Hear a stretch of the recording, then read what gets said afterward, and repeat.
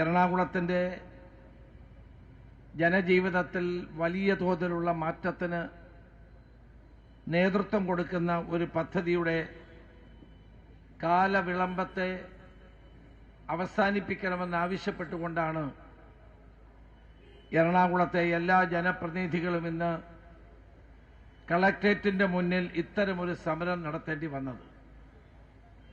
അങ്കമാലി കരിയാമ്പറമ്പിൽ നിന്ന് ആരംഭിച്ച് എറണാകുളം ജില്ലയിലെ 18 വില്ലേജുകളിലൂടെ കടന്ന് 44.7 കിലോമീറ്റർ ദൂരം വരുന്ന കുണ്ടന്നൂരിൽ നെട്ടൂരിൽ അവസാനിക്കുന്ന റോഡാണ് NH 544 എന്ന എറണാകുളം ബൈപ്പാസ്. ഈ എറണാകുളം ബൈപ്പാസ് എറണാകുളത്തിന്റെ സമഗ്ര വികസനത്തിന് വഴിതെളിക്കുന്ന ഒന്നാണ്.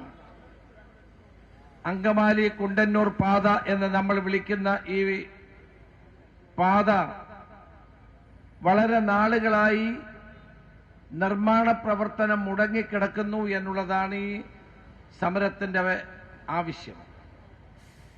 2 MP-മാരും ഇത്രയും MLA-മാരും ജില്ലാ കളക്ടറേറ്റിന്റെ മുന്നിൽ ഇങ്ങനൊരു സമരം നടത്തേണ്ട ഗതികേട്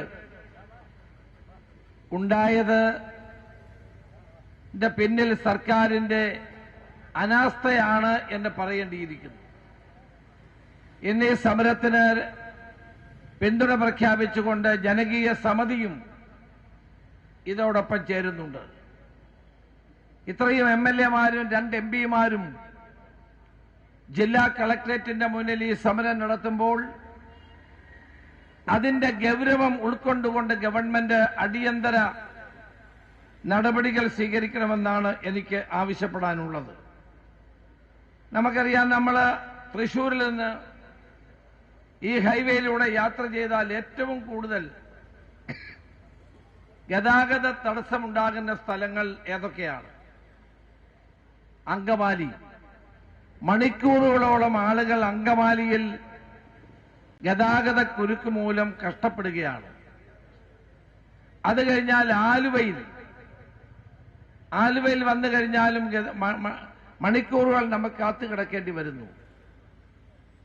അത് കഴിഞ്ഞാൽ അതിനു മുമ്പ് തന്നെ പറവൂർ കവലയിൽ, അതിങ്ങോട്ട് കഴിഞ്ഞാൽ കളമശ്ശേരിയിൽ, എടപ്പള്ളിയിൽ, ഈ പ്രദേശത്തൊക്കെ ജനങ്ങൾ അനുഭവിക്കുന്ന ഗതാഗത കുരുക്ക് എത്രമാത്രം ദുസ്സഹമാണ് എന്ന് നമ്മൾ ആലോചിക്കേണ്ട ഒരു കാര്യമാണ്. ഇതിനെല്ലാം പരിഹാരം കാണാൻ കഴിയുന്നതാണ് ഈ അങ്കമാലി കുണ്ടന്നൂർ പാത എന്ന് പറയുന്നത്. ഇവിടുത്തെ പ്രശ്നം എന്താണ്? ഇതിനാവശ്യമായ ഭൂമി ഏറ്റെടുക്കണം. ജനങ്ങൾ ഭൂമി നൽകാൻ തയ്യാറാണ്. 3A നോട്ടിഫിക്കേഷൻ ഇറങ്ങി 1 വർഷത്തിനുള്ളിൽ 3D നോട്ടിഫിക്കേഷൻ ഇറങ്ങേണ്ടിയിരിക്കുന്നു. ഇതാണ് നിയമം. 3A നോട്ടിഫിക്കേഷൻ ഇറങ്ങി 1 വർഷം കഴിഞ്ഞിട്ടും ഇവിടെ 3D നോട്ടിഫിക്കേഷൻ ഇറങ്ങുന്നില്ല.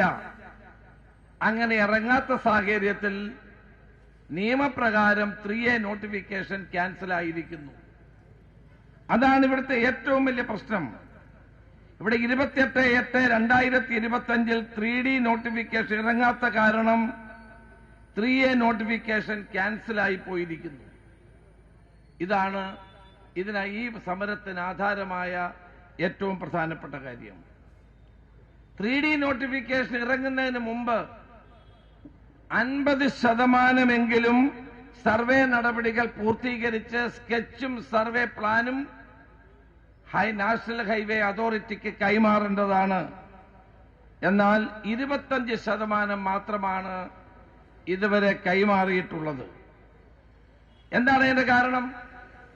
സർവേ നടത്താൻ ആവശ്യമായ സർവേയർമാരില്ല. ആരാണ് സർവേയർമാരെ കൊടുക്കേണ്ടത്? കേരള ഗവൺമെന്റാണ്. കേരള ഗവൺമെന്റ് സർവേയർമാരെ കൊടുക്കാത്തതുകൊണ്ട് സർവേ നടപടി ആരംഭിക്കുന്നില്ല. ആകെ നടന്നത് 25% സർവേയാണ്. 50% സർവേ പൂർത്തിയാക്കി സ്കെച്ചും പ്ലാനും NHA നാഷണൽ ഹൈവേ അതോറിറ്റിക്ക് സമർപ്പിച്ചാൽ മാത്രമേ അവർക്ക് നടപടികളുമായിട്ട് മുന്നോട്ട് പോകാൻ സാധ്യമാവുകയുള്ളൂ. എന്തുകൊണ്ടിത് ചെയ്യുന്നില്ല?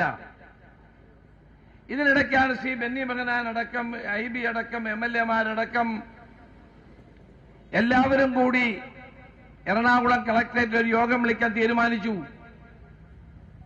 ആ യോഗത്തിന് സമയം തീരുമാനിച്ചു, സ്ഥലം തീരുമാനിച്ചു. പെട്ടെന്നാണ് എറണാകുളത്തുള്ള വ്യവസായ വകുപ്പ് മന്ത്രി തന്നെ ആ യോഗം അറിയിച്ചില്ല എന്ന് പറഞ്ഞുകൊണ്ട് ആ യോഗം ക്യാൻസൽ ചെയ്തു. 4 മാസം പിന്നീട് യോഗം ചേർന്നില്ല. 4 മാസത്തിന് ശേഷം യോഗം ചേർന്നപ്പോൾ 40 സർവേയർമാരെ കൊടുക്കാൻ എന്ന് പറഞ്ഞു. കൊടുത്തോ ഇല്ലയോ എന്ന് എനിക്കറിയില്ല. കൊടുത്തു എന്ന് പറയപ്പെടുന്നു.